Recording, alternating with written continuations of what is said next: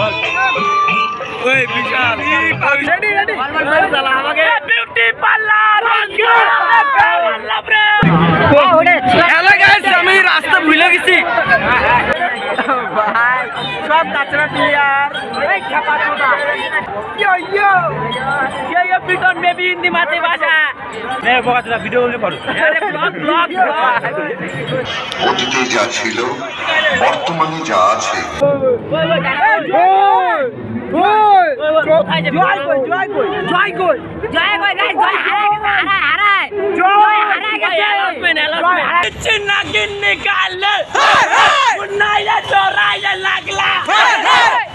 তারপরে কি ভুলে গেছি